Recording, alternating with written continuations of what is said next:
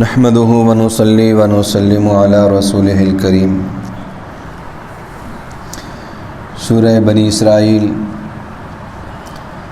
آیت نمبر 40۔ اعوذ باللہ من الشیطان الرجیم، بسم اللہ الرحمن الرحیم۔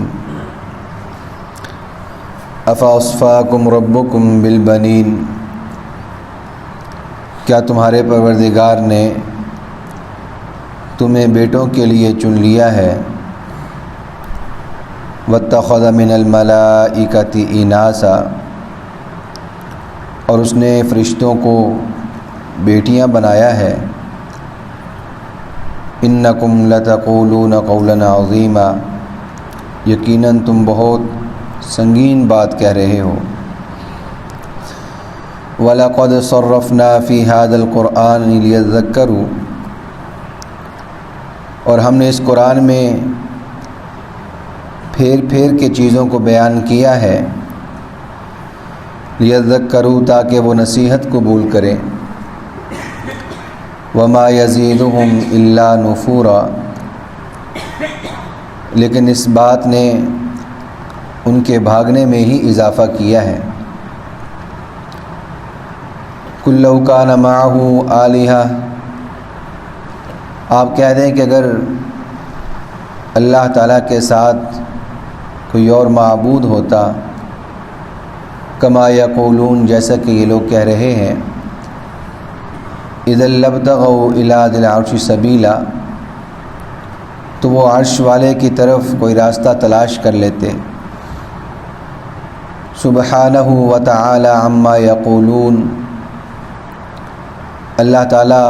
کی ذات ہر نقص سے، ہر عیب سے پاک ہے، اور جو کچھ یہ باتیں کر رہے ہیں، تعالی علوا کبیرا، وہ بلند ہے اور برتر ہے۔ گزشتہ آیات میں اللہ رب العالمین نے مختلف احکام کو بیان کیا، جس کے شروع میں توحید کا بیان تھا۔ تو افاصفاکم ربکم بالبنین،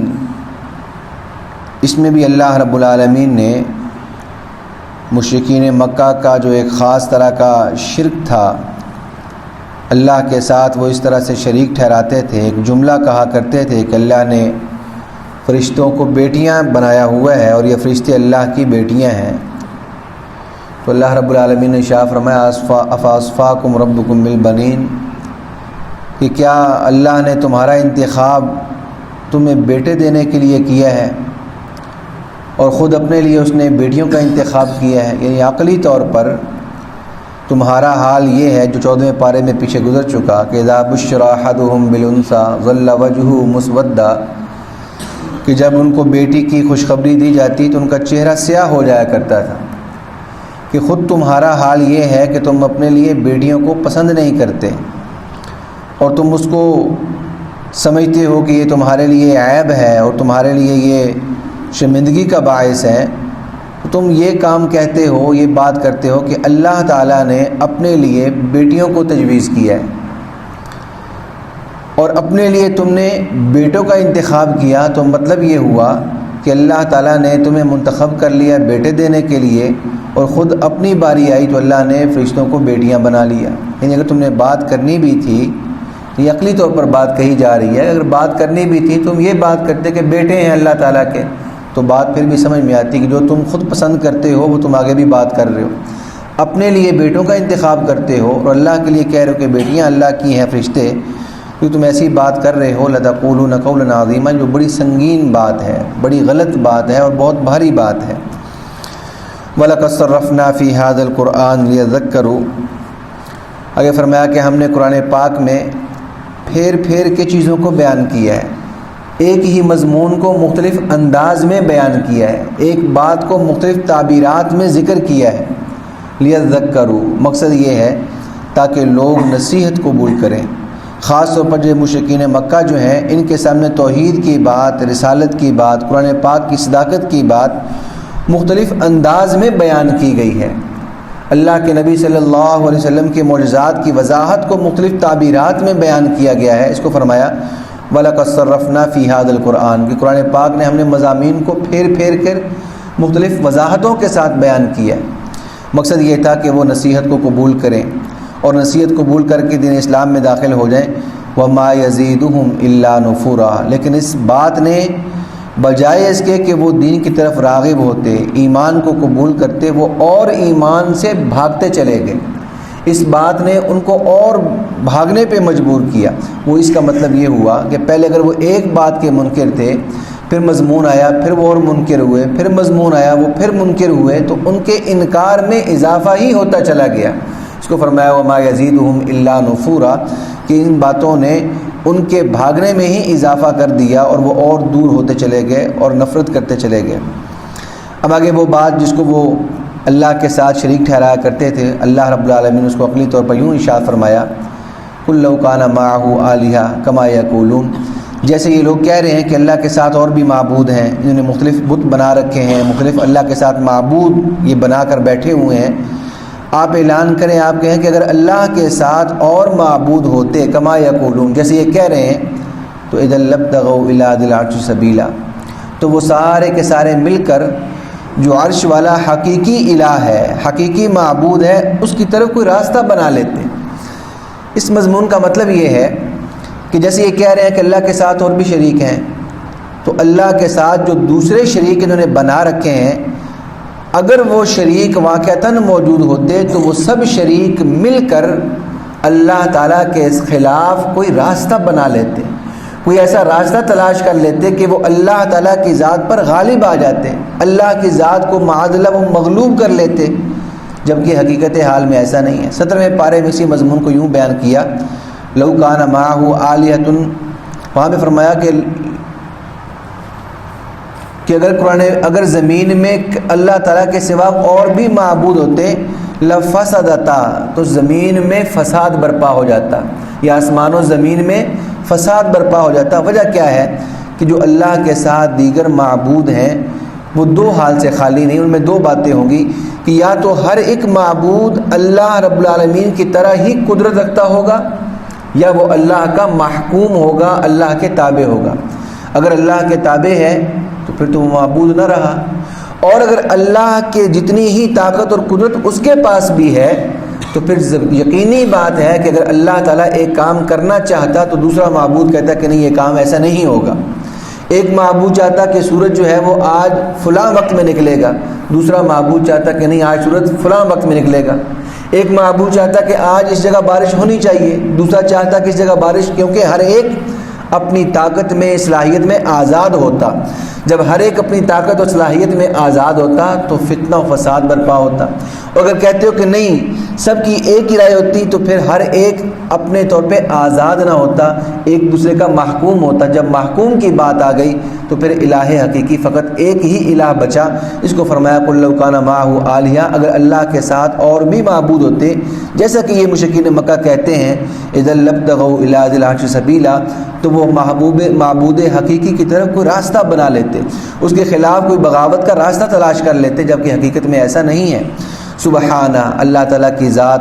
ہر عیب سے ہر نقص سے پاک ہے، منزہ ہے۔ وتعالی عما یقولون علوا کبیرا، اور جو کچھ یہ مشرکین مکہ باتیں کر رہے ہیں اللہ تعالیٰ کی ذات اس سے برتر ہے، بلند و بالا ہے۔ وہ ان تمام نقائص سے، ان تمام عیوب سے اللہ رب العالمین کی ذات پاک ہے۔ تو یہ اللہ رب العالمین توحید کا جو مضمون ہے، اس کو عام فہم انداز میں اور آسانی کے لیے سمجھنے کے انداز میں یوں ارشاد فرمایا کہ معبود حقیقی فقط ایک ہی ہے، اس کے ساتھ کوئی اور معبود نہیں ہو سکتا، اگر ہوتا تو وہ پھر اور سب مل کر اللہ کے خلاف راستہ بناتے۔ آگے فرمایا تسبح له السماوات السبع والارض ومن فیہن، کہ اللہ تعالیٰ کی تسبیح بیان کر رہے ہیں ساتوں آسمان اور زمین، ومن فیہن، اور جو مخلوقات ان کے درمیان ہیں، وَإِن مِّن شَيْءٍ إِلَّا يُسَبِّحُ بِحَمْدِهِ،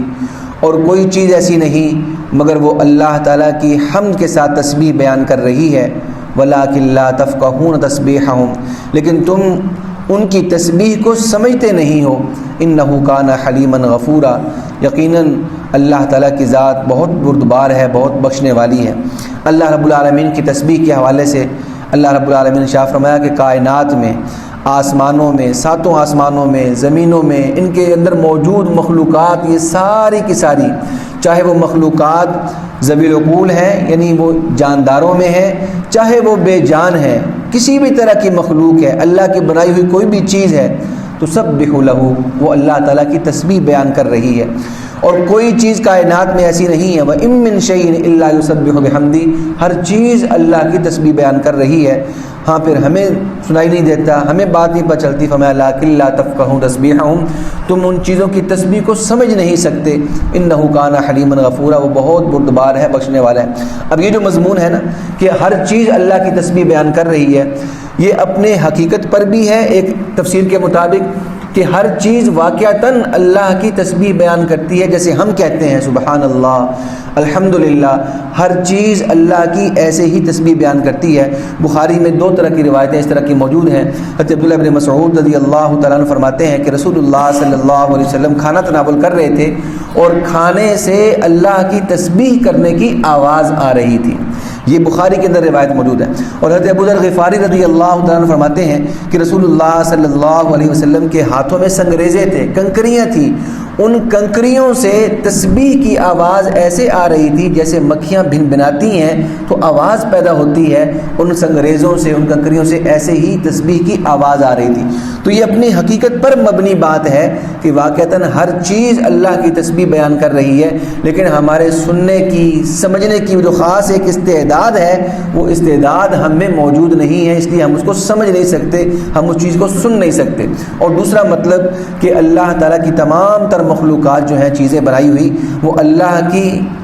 اپنے حال کے اعتبار سے تسبیح بیان کر رہی ہیں کہ جب ہم اس میں غور و فکر کرتے ہیں تو اللہ تعالیٰ کی معرفت حاصل ہوتی ہے، اللہ کی قدرت جو ہے اس تک انسان پہنچتا ہے، اللہ تعالیٰ کی محبت دل میں آتی ہے ان چیزوں میں غور کرنے سے۔ تو قولاً نہیں، حالاً ہر چیز اللہ کی تسبیح بیان کر رہی ہے۔ تو دونوں مطلب ہیں اور دونوں مطلب اپنی جگہ پر صحیح ہیں۔ انہ کان حلیما غفورا، اس شرک کے باوجود، اس طرح کے غلط جملوں کے باوجود جو مشرکین مکہ کہہ رہے ہیں، اللہ تعالیٰ کی ذات پھر بھی بڑی بردبار ہے، فوراً پکڑتی نہیں ہے، غفورا، بہت بخشنے والی ہے، رحم کرنے والی ہے، وہ گناہوں کو معاف بھی کرتی رہتی ہے، اور جب انسان شرک سے بھی توبہ کرتا ہے اس کو بھی معاف کر دیتا ہے۔ اللہ رب العالمین مجھے آپ کو تعلیمات اسلام پہ عمل کی توفیق عطا فرمائے۔ وما علینا الا البلاغ المبین۔ الحمدللہ رب العالمین والصلاة والسلام علی سید الانبیاء والمرسلین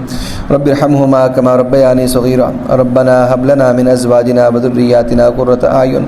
وجعلنا للمتقین اماما اللهم انا نسألك الصحة والعفة والامانة وحسن الخلق اللهم ارنا الحق حقا وارزقنا اتباعه وارنا الباطل باطلا وارزقنا اجتنابه وصلی اللہ تعالی علی رسوله النبی الکریم وعلى آلہ واصحابہ اجمعین آمین برحمتک یا ارحم الراحمین۔